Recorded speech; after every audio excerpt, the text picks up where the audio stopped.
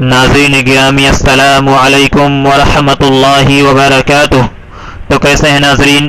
امید کرتا ہوں کہ آپ سب خیر و عافیت سے ہوں گے، اور میں اللہ رب العزت سے دعا بھی یہی کرتا ہوں کہ اللہ رب العزت ہم سب کو خیر و عافیت سے رکھے، اور بالخصوص اس وبائی مرض سے ہم سب کو محفوظ رکھے۔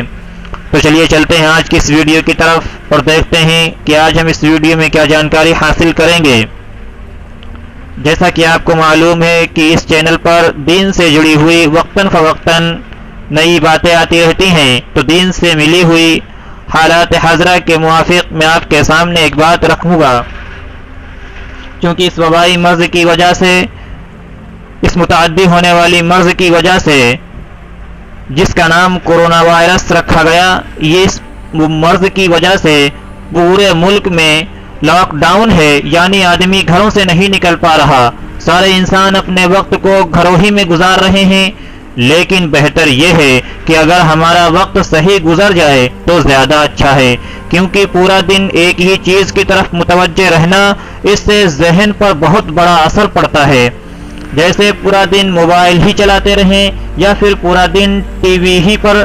لگے رہیں، پورا دن ٹی وی پر دنیا بھر کی خبریں ہی دیکھتے رہیں، یا پھر ہر وقت کورونا وائرس ہی کی باتیں کرتے رہیں، اسی کا تذکرہ کرتے رہیں، تو اس سے ذہن پر بہت بڑا اثر پڑ سکتا ہے۔ حتیٰ کہ ماہر ڈاکٹروں کا تو کہنا ہے کہ جس چیز کی طرف زیادہ ذہن متوجہ ہوتا ہے تو وہ چیز ذہن پر حاوی ہو جاتی ہے، وہ چیز ذہن پر چڑھ جاتی ہے، تو اس سے ذہن خراب ہونے کا بھی اندیشہ رہتا ہے، ذہن خراب ہونے کا خدشہ بھی رہتا ہے، جسے ہم ڈپریشن کہتے ہیں، جو کہ کورونا وائرس سے کہیں کم نہیں ثابت ہوتا۔ اس لیے ہر وقت موبائل پر اور ٹی وی پر کورونا وائرس کی باتوں میں نہ لگ کر،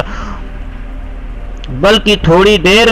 روزانہ کی خبروں پر نظر ڈال کر پھر اپنے رب کی طرف متوجہ ہو جائیں، تو یہ ہمارے لیے زیادہ بہتر ہے۔ کیونکہ جو بھی ملک کی صورتحال ہے، جو بھی پورے ملک میں ہو رہا ہے، یا یوں کہیے کہ جو بھی پوری دنیا کے اندر ہو رہا ہے، وہ ہمارے گناہوں کی وجہ سے ہو رہا ہے۔ ہم اپنے گناہوں سے توبہ کریں، انشاءاللہ اللہ رب العزت ضرور حالات کو سنوار دے گا، اللہ رب العزت ضرور حالات کو سازگار بنا دے گا۔ چونکہ اللہ کے نبی علیہ الصلاۃ والسلام نے فرمایا کہ اگرچہ انسان اتنے گناہ کر دے کہ وہ اس کے گناہ زمین سے لے کر آسمان تک بھر جائیں، یا ایک خلا سے لے کر دوسرے خلا تک بھر جائیں، یا اتنے گناہ کر دے جیسے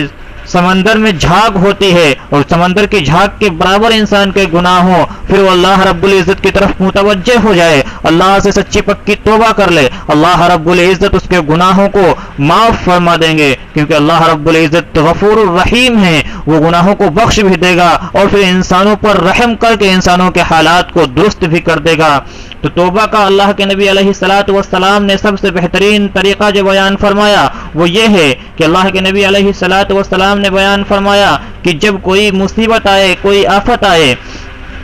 تو صلاۃ التوبہ یعنی توبہ کی نماز پڑھو، جس کا طریقہ بھی ساتھ میں بیان فرمایا کہ اگر کوئی بات خلاف شرع ہو جائے، کوئی مصیبت آپ پر آ جائے، تو 2 رکعت نفل پڑھ کر اللہ تعالیٰ کے سامنے خوب گڑ گڑا کر اس سے توبہ کرے، اور اپنے کیے پر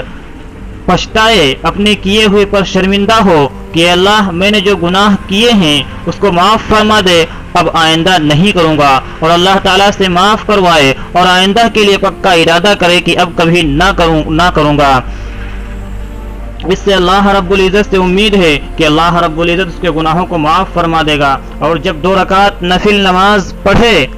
تو پڑھ کر اسی جگہ بیٹھے بیٹھے 100 مرتبہ استغفر اللہ ربی من کل ذنب واتوب الیہ پڑھے، استغفر اللہ ربی من کل ذنب واتوب الیہ 100 مرتبہ پڑھے، اور اول آخر درود شریف ملا لے، پھر اللہ رب العزت سے رو رو کر دعا کرے، اللہ رب العزت اس کی دعا کو قبول فرما لے گا۔ چونکہ جو ملک کی صورتحال ہے اور ملک پر جو پریشانیاں آ رہی ہیں، انسان جو گھرا ہوا ہے، اس میں کوئی دو رائے نہیں ہے کہ اللہ رب العزت کی طرف انسانوں پر عذاب نہیں ہے، یہ یقیناً ہمارے کیے ہوئے گناہوں کا ہم پر عذاب آ رہا ہے۔ اس لیے ہمیں اس چیز کی سخت ضرورت ہے کہ ہم اللہ رب العزت کی طرف لوٹیں، اللہ کا در پکڑ لیں، کیونکہ دنیا پوری قید ہے لیکن اللہ کا دروازہ اب بھی کھلا ہے، اللہ کا در اب بھی کھلا ہے۔ وہ یقیناً بہت نگہبان ہے، وہ اپنے انسانوں کی نگہبانی کرتا ہے، وہ اپنے مخلوق کی نگہبانی کرتا ہے، ہمارا خیال رکھتا ہے، لیکن شرط یہ ہے کہ ہم اس کی طرف متوجہ ہو جائیں۔